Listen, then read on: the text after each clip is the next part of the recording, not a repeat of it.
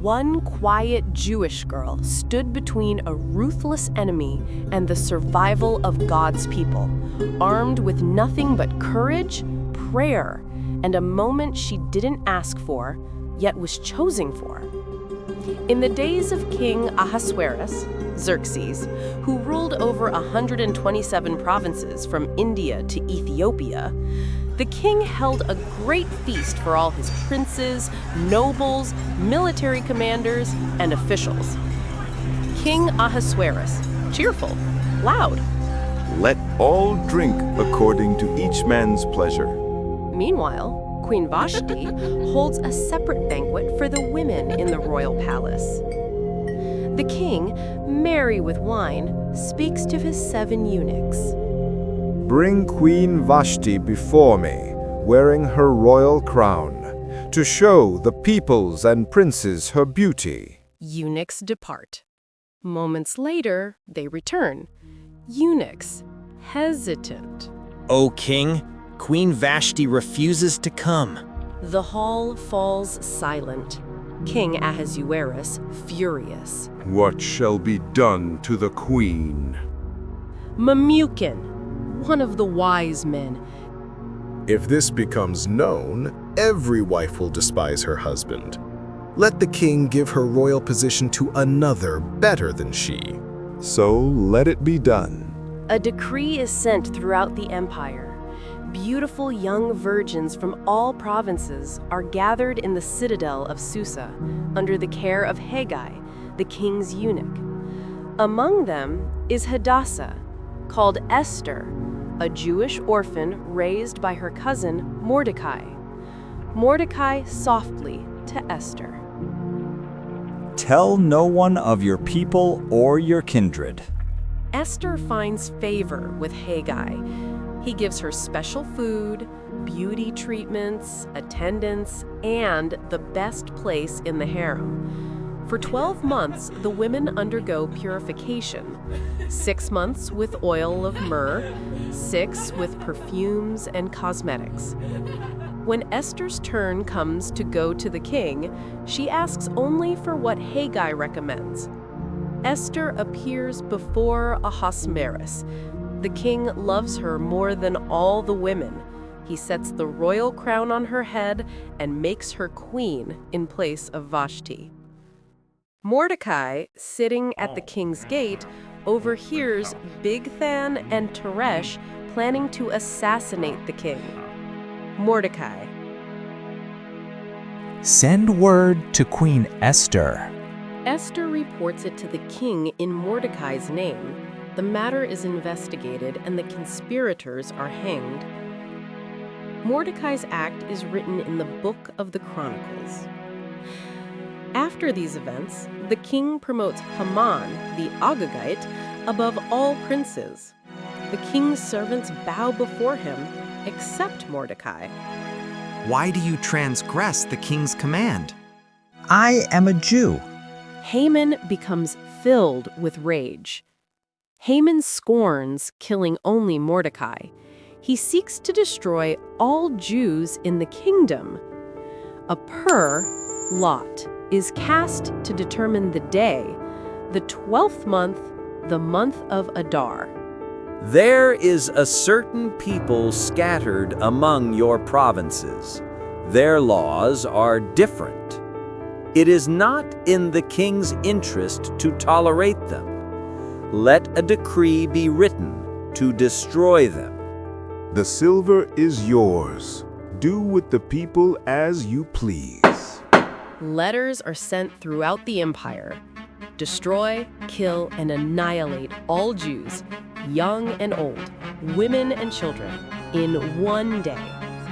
The city of Susa is confused.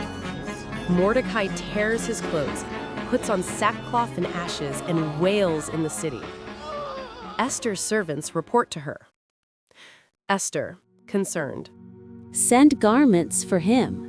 Mordecai refuses. Through Hattak, Esther's messenger. Show her the decree. Tell her to plead with the king for her people. All the king's servants know, no one may approach the king uncalled. Anyone who enters unsummoned is put to death, unless he extends the golden scepter.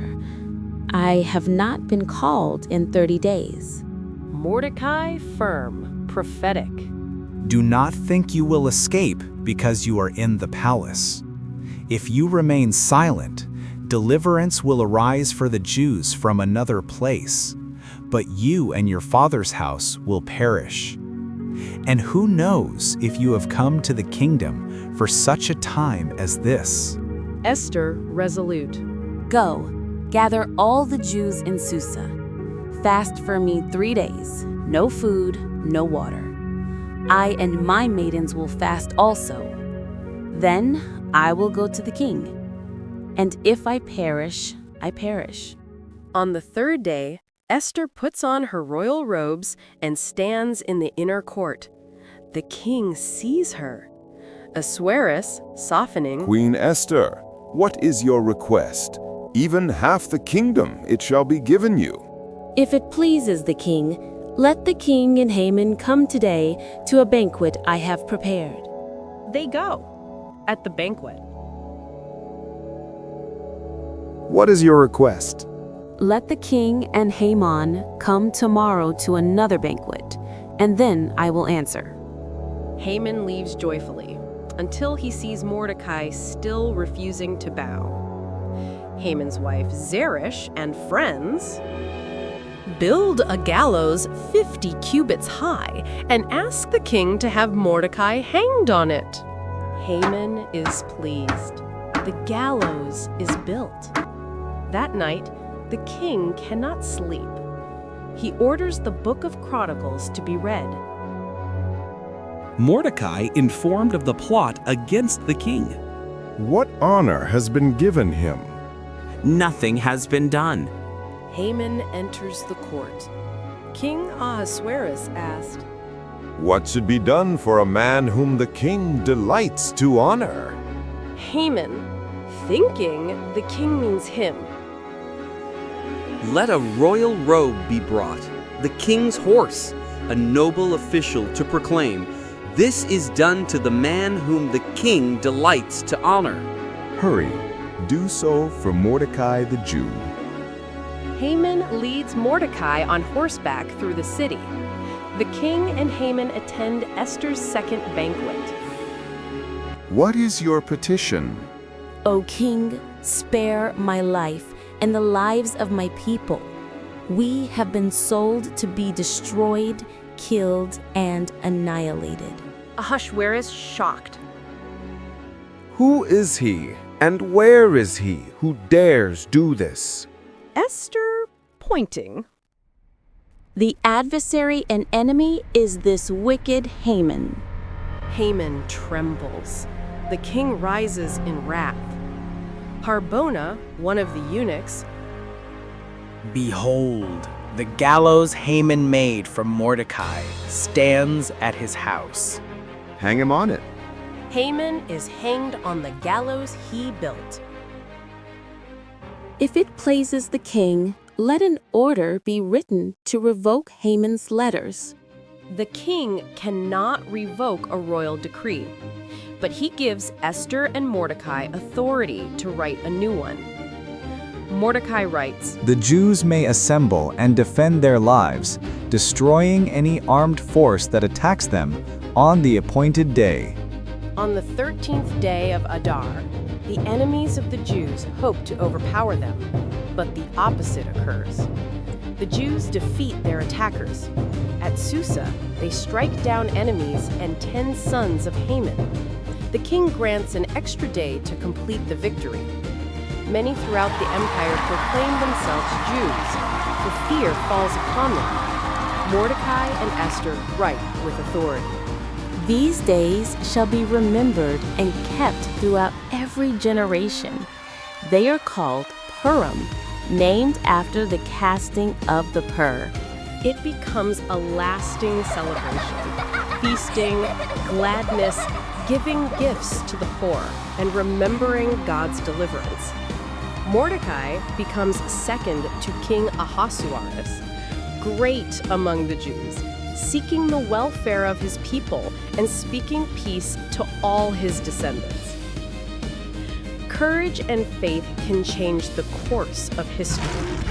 Even in the face of fear, standing up for what is right, guided by wisdom and trust in God, can protect the innocent, defeat evil, and bring deliverance. God often works behind the scenes, using ordinary people for extraordinary purposes. May you have the courage of Esther to stand boldly for what is right, even when fear surrounds you. May your heart be wise like Mordecai's, discerning God's timing and purpose in every situation. May you see that even in the shadows, God's hand is at work, turning trials into triumphs, plots into deliverance. And may your life, like the Jewish people in Purim, celebrate God's protection, faithfulness, and provision every day. Thank you for journeying with us through the story of Esther, a tale of courage, faith, and God's unseen hand at work.